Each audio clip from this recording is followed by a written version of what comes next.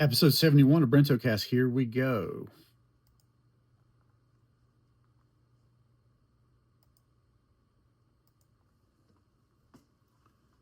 And we're back for episode 71 of Bucky's Cast. No, it's Brento's Cast, right? Or Brentocast, if you will.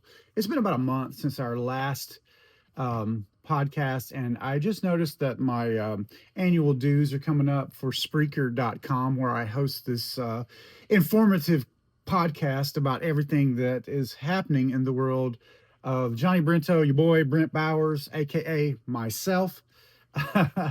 To me, anyway, right? Things are going great and only getting better. It is dog days of summer, y'all. We've had a really hot week here in Albemarle, North Carolina. And as some of you might have picked up on from previous podcasts, I've been on a bit of a fitness kick since November 28th of last year.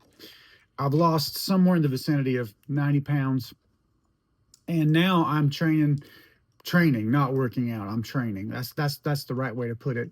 About 5 days a week, 4 or 5 sessions a week at least, whether it's over 4 or 5 days. It's not always based on what my schedule is with massage therapy. Massage therapy is weird in the summertime. A lot of people no show, tend to have a couple of days being like first of the week and the end of the week where everybody wants to come on that day and get their massage.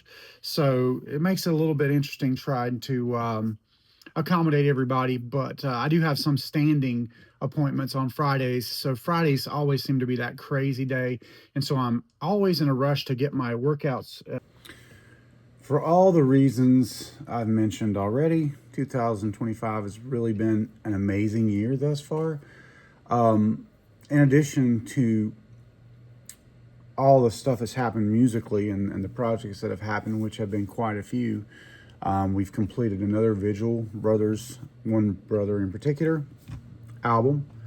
So that would be the third recording engagement we've had with these fellows where we've produced music.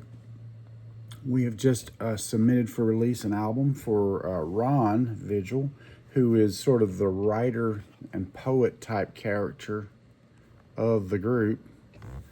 And very proud of that one.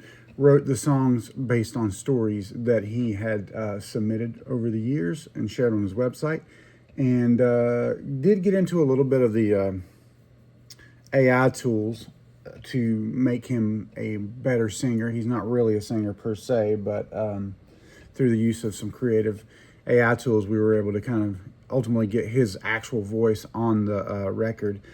And there's just songs that I sing and Harrison sings. And we did all the music, of course, once again. Currently rehearsing with a new singer. I'm going to talk more about that a little bit later when I'm sure what that will be, if it'll be a collaboration or if it will be actually a new band. And in addition to that, we have got kind of a live band going. And we're going to be performing our second performance at Loafers on the Deck, August the 16th. That's a Saturday, I do believe. No, it's been very hot this summer in North Carolina, and I would say it's my first summer in probably, 18 years or so where I wasn't really suffering from being so fat.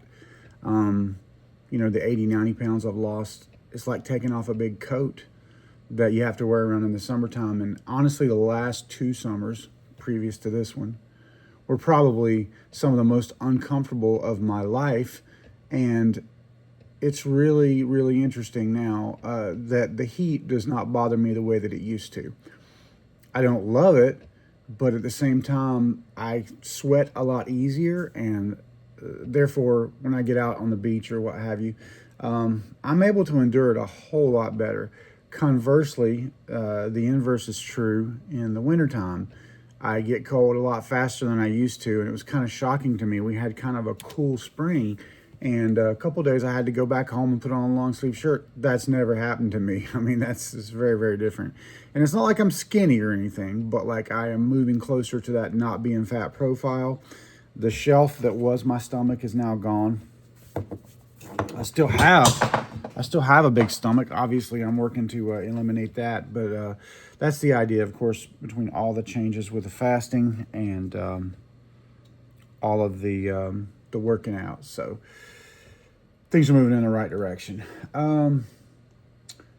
What What else? What else? What else? Delilah is doing amazing. She has just turned 6 years old, and I, for her 16th birthday, decided to get her a hoverboard. On the box, it said 12 plus. I knew that she was physically advanced for her age because of gymnastics and whatnot, so I went ahead and got it. And sure enough, after about a day, she had completely mastered it. So we often take her out to Baden to the walking path and do our evening cardio with her on the little hoverboard. It's got LEDs and it syncs with your phone so it can play music. She loves it. That's been a lot of fun, actually. And interestingly enough, Nancy has finally returned to some sort of exercise. So that's great that we are all on the same page. Another big thing that has happened recently is that I've made the commitment to get off of Adobe products, mainly because the subscription has gotten ridiculously expensive. They don't treat longtime customers like myself. I've been with Adobe almost 20 years now, and I will be paying double what a new user pays. And when I realized this, I contacted them and said, look, guys, fee or no fee, I'm canceling unless you guys give me the new user price, which they did. But they want me to contact them every year to arrange that for 1 year. And I was like, well, you know, that sort of tells me how you value my support and subscription money. And in addition, they don't make their products, they stop development on a project before, like, for example, a product like Premiere with bugs. They leave bugs in it. They are trying to kind of keep up with other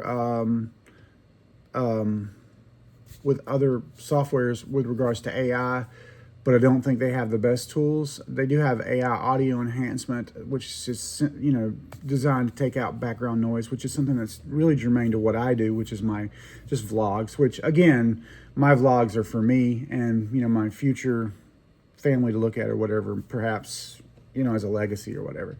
And I do not feel like those tools are the best out there. I just discovered that DaVinci, which is you pay one time like $295, which I just got that actually yesterday.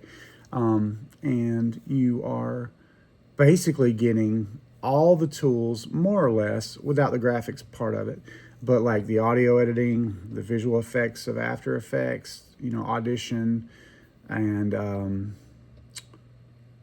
all the pieces that you would get with the Creative Suite, with the exception of the graphics program. And then there's another program that folks recommend that is better than Photoshop. So in theory, I could spend, you know, one time $600-700 and have all of this software that I use regularly without paying that monthly subscription. My subscription was up to $66 a month, which is just ridiculous. I don't use it enough for that. Literally, I don't charge out enough in a month to pay for that on the average month. Sometimes I do.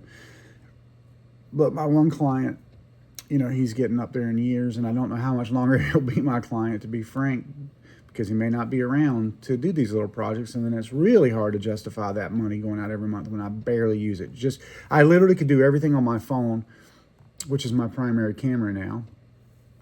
I have the iPhone 16 Pro Max, and that's a really incredible device, which I'm using at the moment to video this, and you know, I can shoot in 4K on that, and I can edit audio after the fact on the actual file itself without having to pull it off and, you know, use something else. However, one of the selling points for DaVinci for me is they have really amazing AI tools. I'm actually paying a subscription to a platform called Kits AI to do voice cloning and things of this nature to clean up bad audio on videos that I might have, which is a kind of around the horn way to do that. And apparently DaVinci does all that in the suite with Resolve Studio. So I have decided to go ahead and get into that and learn that. And by the time my subscription rolls around this next year, which I believe maybe is in March, I'll be able to exit out of Adobe altogether, and that subscription will go away, saving me probably like $1,500-1,600 a year, which is great. So very, very excited about that. It kind of makes me want to make a short film. It's hard. I don't really run in those circles anymore. So it's kind of hard to find subjects. When Delilah gets a little bit older, I have this feeling that maybe she will participate in these short films, and I'll write short films around her, you know, girl learns to fly or whatever, you know, visual effects and whatnot. But for now, I'm always looking for that little project that makes me excited. And I recently shot a footage for a music video. Now it's really, really lowbrow 1990s style video. I used a particular camera that's a real small sensor, so it looks kind of like ratty footage, but that's kind of the point. Another great thing about DaVinci is it has really good built-in film look tools, which I will be mastering, believe that. But for now, there's a little bit of a paradigm shift, and I have to go through some tutorials to really get the DaVinci stuff down. But as of right now, I'm still recording these podcasts in Adobe Audition. As soon as I learn those tools, I'll be doing this 100% in Resolve Studio, which actually that might be a good little project for next episode 72.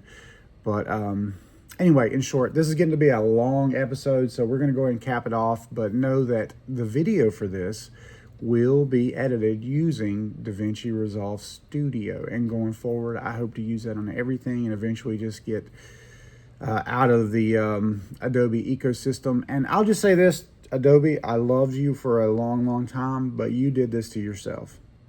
If you switch course, who knows? Maybe you can get it back. But for now, the greed has overcome the value. And I think that is really a kind of sad thing. But, you know, things have to change for things to get better. So this is where we're at. All right. Hope you guys have a great month. And check back soon for another Brentocast.